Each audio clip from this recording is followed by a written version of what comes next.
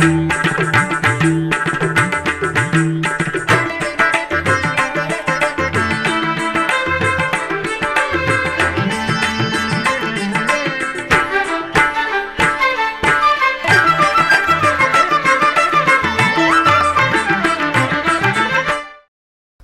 నమో వెంకటేశాయ. ఆధ్యాత్మిక విశేషాలకు స్వాగతం. ముందుగా ప్రధానాంశాలు.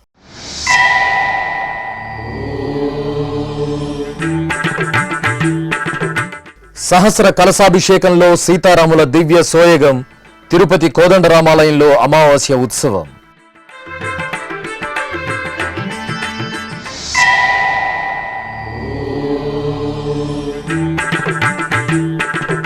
అధికారుల సమన్వయంతో రథసప్తమికి ప్రణాళికాబద్ధంగా ఏర్పాట్లు. తిరుమలలో టీటీడీ అదనపు ఈవో వెంకయ్య చౌదరి సమీక్షా సమావేశం.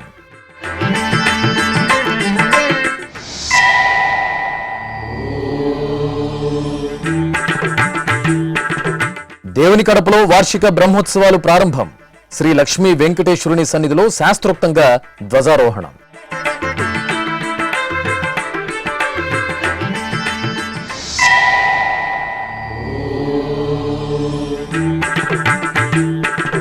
పుణ్య స్నానాలతో పులకిస్తున్న కుంభమేళా భక్తకోటి.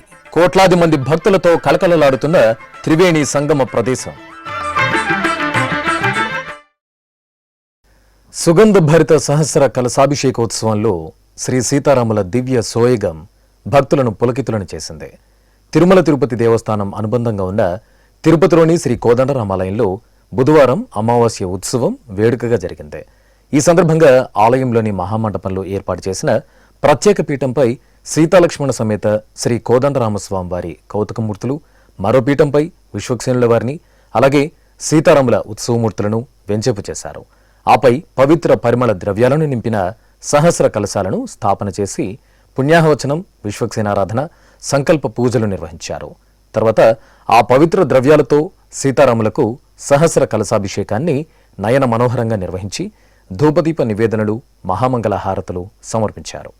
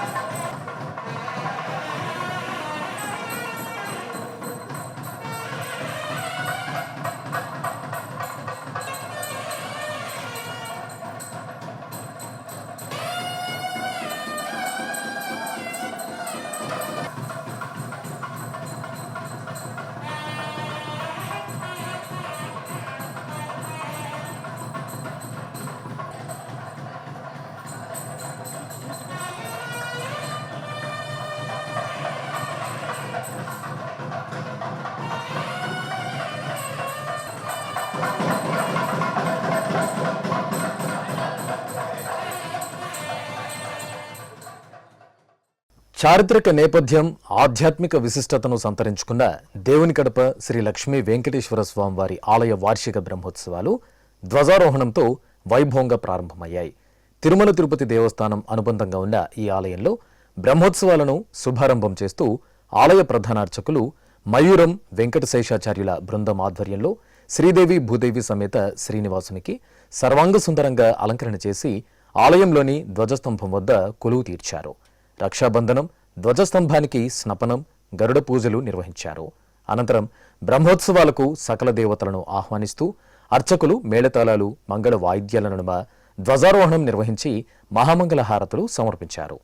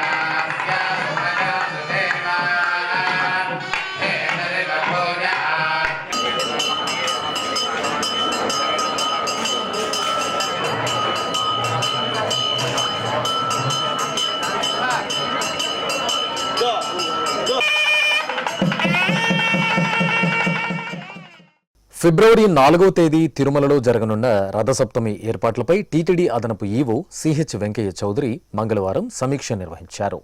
తిరుమలలోని అన్నమయ్య భవనంలో జరిగిన ఈ సమీక్షా సమావేశంలో JEO Veerabrahmam, incharge CV and SO Manikanta చందోలుతో కలిసి భద్రత, భక్తుల రద్దీ నిర్వహణ తదితర అంశాలపై అదనపు ఈవో సమీక్ష నిర్వహించారు.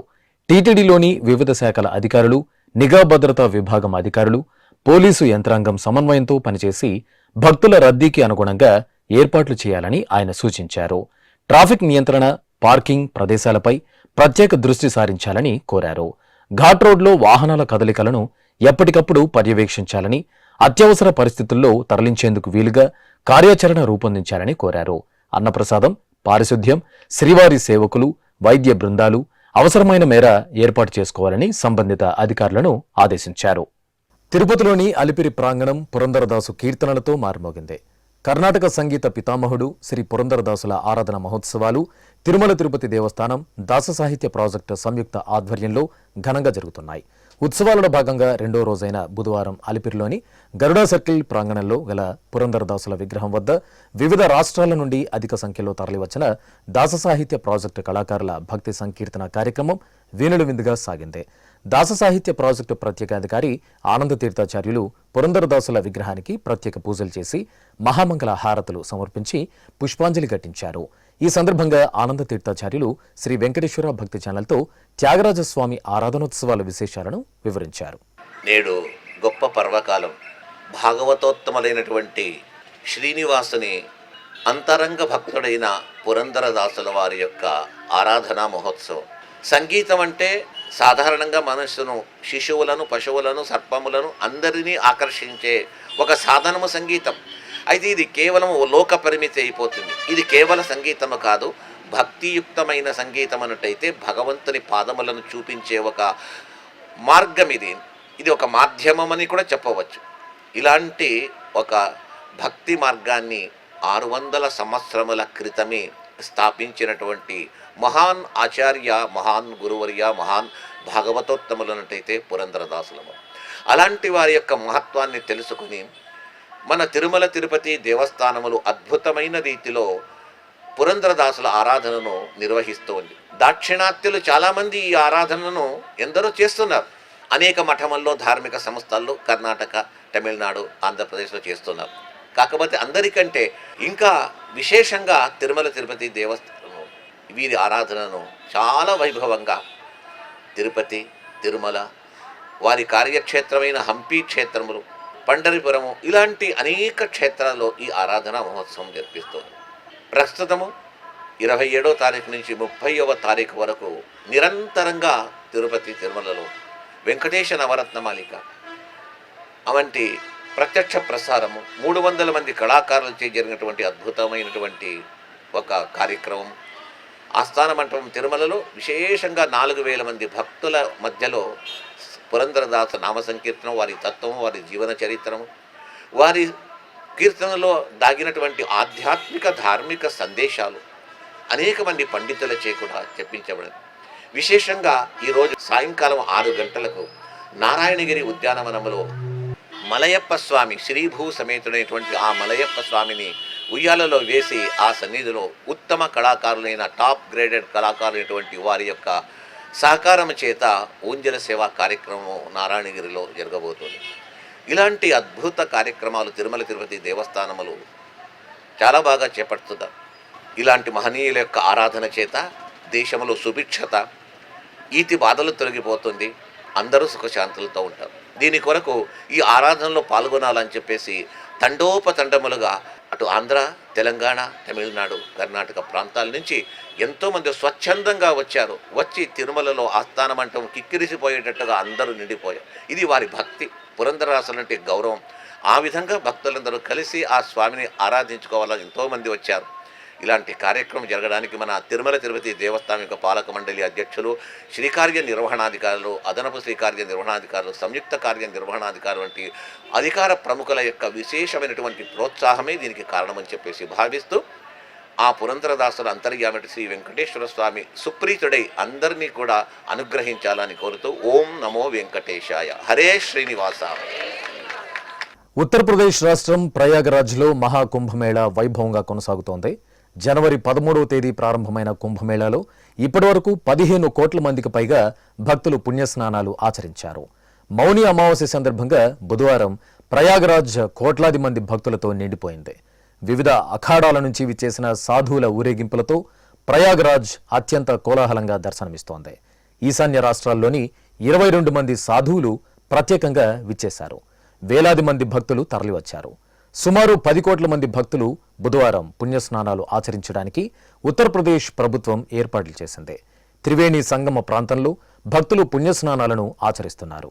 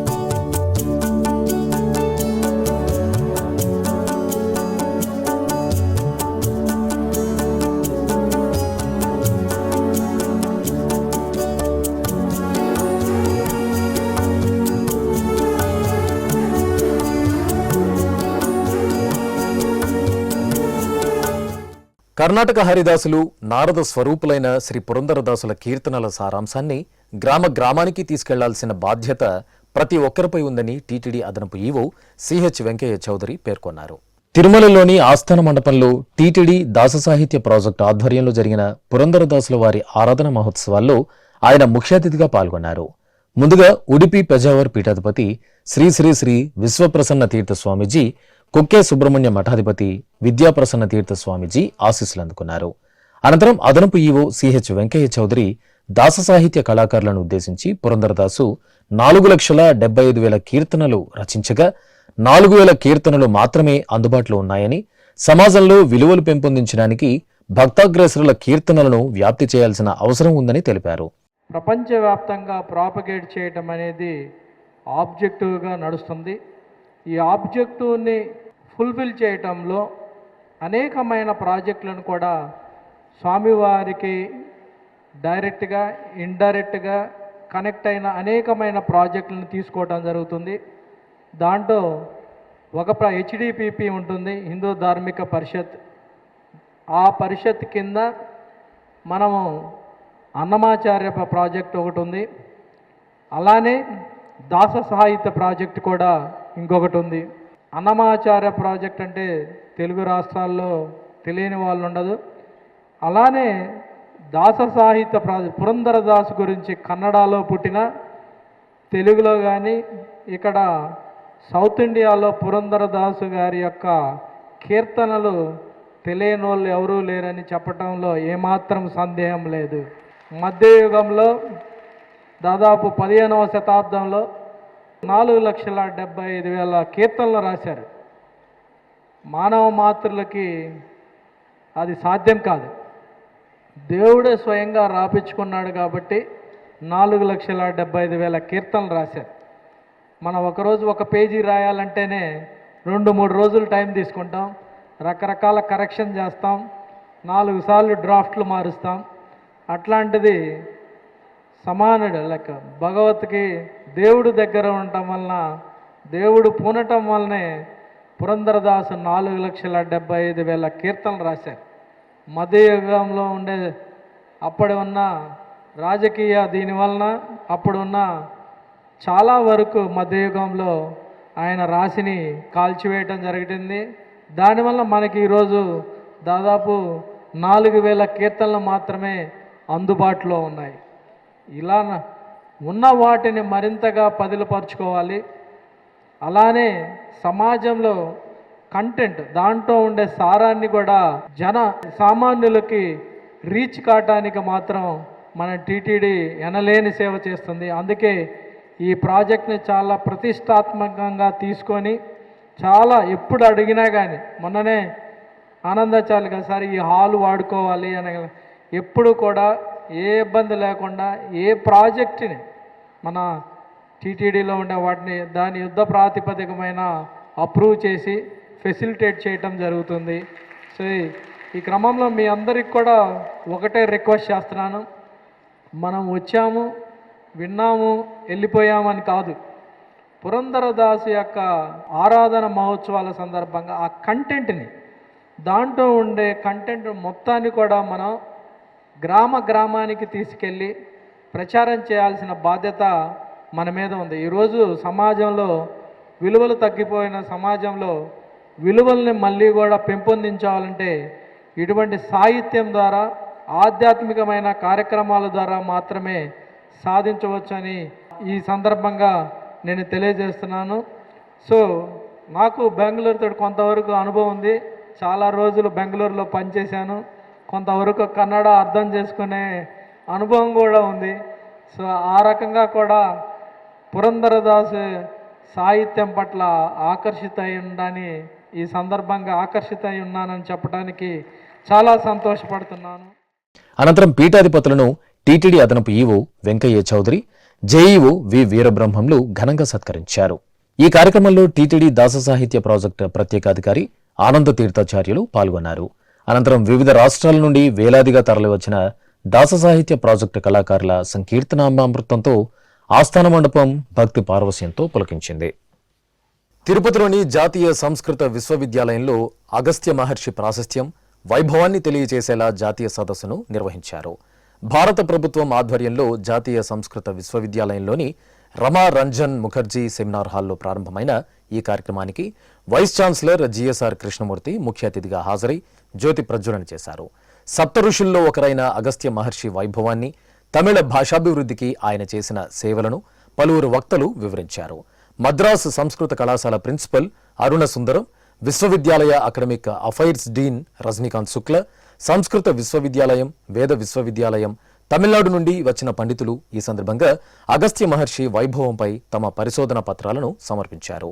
ఈ సందర్భంగా విశ్వవిద్యాలయ వైస్ ఛాన్సలర్ జిఎస్ఆర్ కృష్ణమూర్తి, సదస్సు కోఆర్డినేటర్ ఆచార్య చక్రవర్తి రంగనాథన్లు ఎస్వీబీసీతో మాట్లాడుతూ సదస్సు లక్ష్యాలను వివరించారు.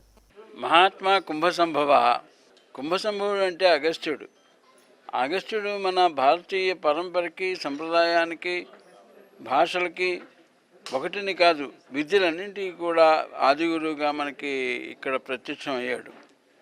అంటే కాశీ నగరంలో భిక్ష దొరకనప్పుడు ఆయన కాశీని శపిస్తాను అంటే ఆ అమ్మ నువ్వు ఇక్కడ కాశీలో ఉండదగిన వాడు కాదు, నువ్వు బయటికి వెళ్ళిపోవని చెప్పినప్పుడు ఆయన దక్షిణ దేశానికి వచ్చి ఆ విశ్వేశ్వరుని చూడకుండా ఉండలేను అని చెప్పేసి అనేక దేవాలయాల్లో అగస్త్యేశ్వర లింగాన్ని ప్రతిష్ఠించాడు. మనకి తొండవాడలో కూడా అగస్త్యేశ్వర స్వామి దేవాలయం ఉంది. అంటే దీన్ని బట్టి మనం చూసినట్టయితే మన భారతదేశం యొక్క అఖండత, ఏకత దీనికి ప్రతీకగానే ఇది వస్తోంది అనే విషయం మనకి అనాదిసిద్ధంగా తెలుస్తోంది. మన మోదీ గారు కూడా కాశీ తమిళ సంఘం ఎన్నాళ్ళ నుంచో ఉన్నదాన్ని మళ్ళా పైకి తీసుకొచ్చి ఆ తమిళ సంఘం తరపున మన విద్యార్థులందరినీ, తమిళ విద్యార్థులను అక్కడ ఒకచోట సమూహంగా ఏర్పరిచి కార్యక్రమాలు నిర్వహిస్తూ ఈ కేంద్రీయ విశ్వవిద్యాలయాలకి ఆదేశాన్ని పంపించారు. ఈ అగస్త్యుడి మీద ఒక సంగోష్ఠి చేయాలి అని చాలా తక్కువ సమయంలో ఇచ్చారు. అంటే 31 లోపుగా మాకు రిపోర్ట్ పంపించమని. అంటే మొన్ననే వచ్చింది అని చెప్పిన ఒకరోజు ఈ కార్యక్రమం నిర్వహించాలని నిశ్చయించాం.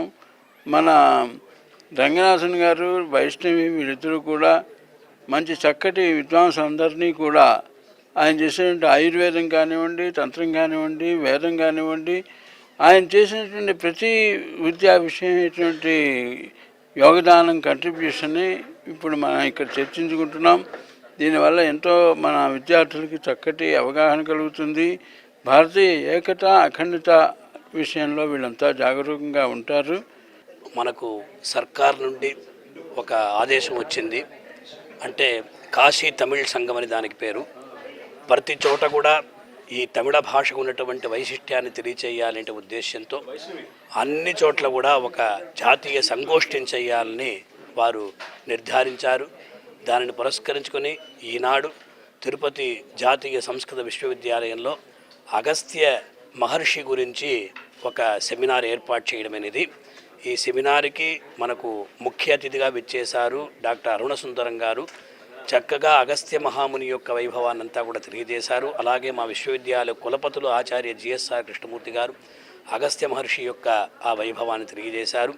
మొత్తం 10 మంది పండితులు అగస్త్య మహర్షి చేత రచించబడినటువంటి విషయాలపైన చక్కటి పరిశోధన పత్రాన్ని సమర్పిస్తారు. ఇటువంటి ఈ జాతీయ సంగోష్ఠి ద్వారా అందరికీ కూడా ఒక చక్కటి అవగాహన ఆ తమిళ భాషపైన, అలాగే అగస్త్య మహర్షి పైన కూడా కలగాలని ఈ సంగోష్ఠి ఏర్పరచమైనది. ఇప్పుడొక చిన్న విరామం.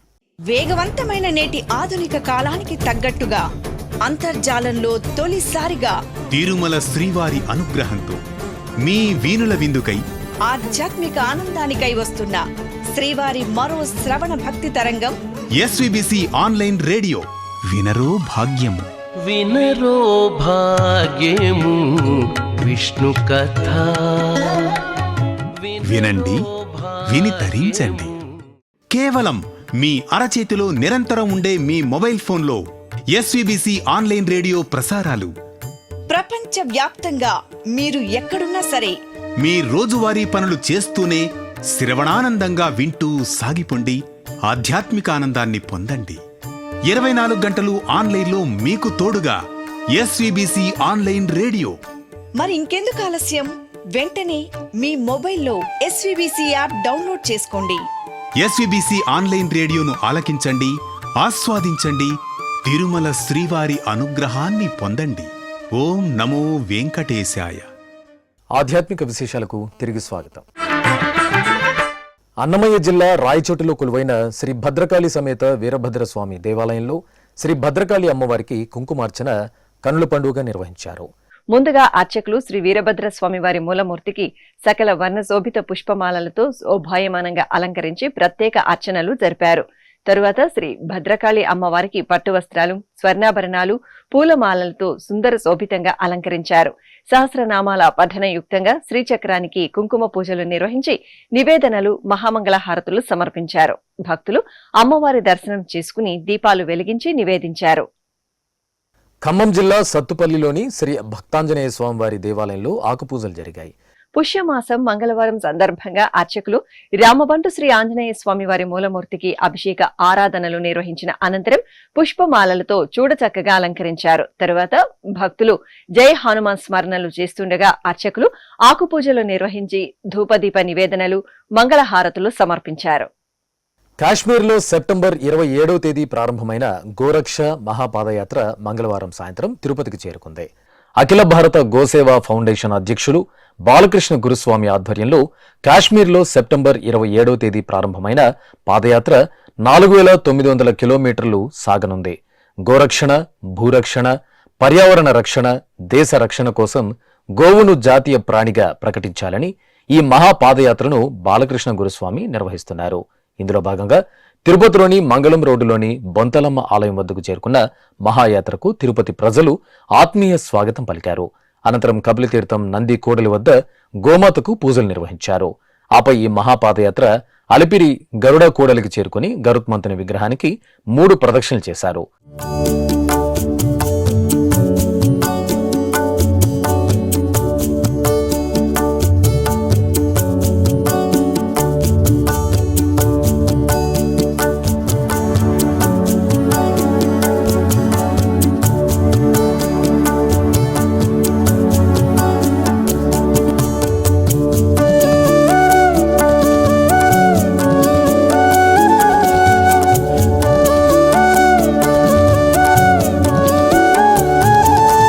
ఈ సందర్భంగా బాలకృష్ణ గురుస్వామి ఎస్వీబీసీతో ప్రత్యేకంగా మాట్లాడారు.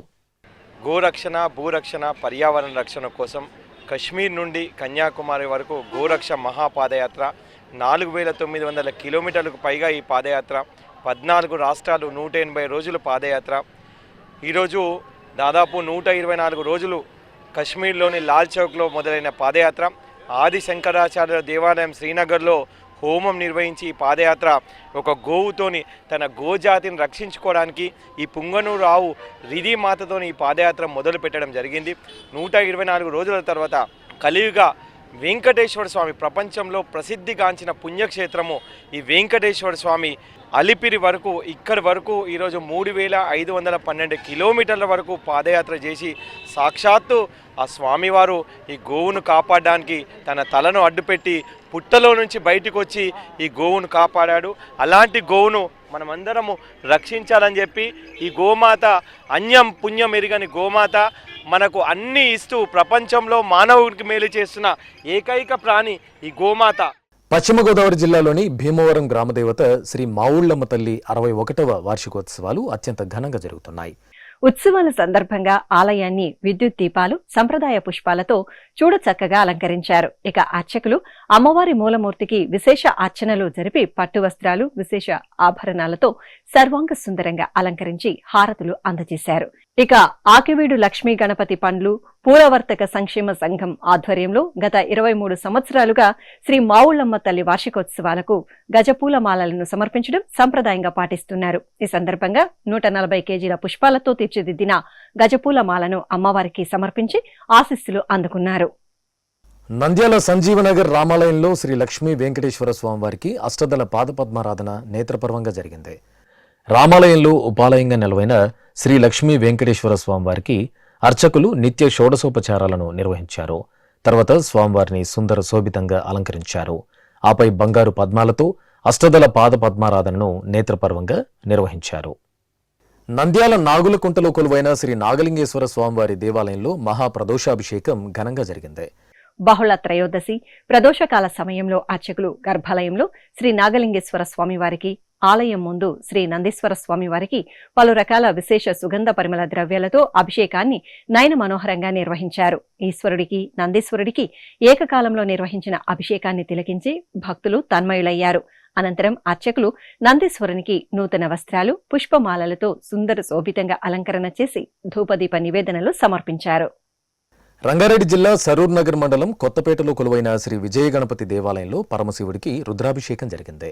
పుష్యమాసం మాస శివరాత్రి సందర్భంగా విజయ గణపతికి పూజలు నిర్వహించిన అనంతరం అర్చకులు మహాదేవుడికి పాలు, పంచదార, తేనె, గంధం, పసుపు, విభూది తదితర ద్రవ్యాలతో రుద్రాభిషేకం జరిపి కర్పూర హారతులు సమర్పించారు. ఓం నమః శివాయ స్మరణలు చేస్తూ భక్తులు భోళాశంకరుని సేవలో తరించారు. ఆధ్యాత్మిక విశేషాలు ఇంతటితో సమాప్తం. తిరిగి రాత్రి 10 గంటలకు ప్రసారమయ్యే ఆధ్యాత్మిక విశేషాలలో మళ్ళీ కలుసుకుందాం. ఓం నమో వెంకటేశాయ.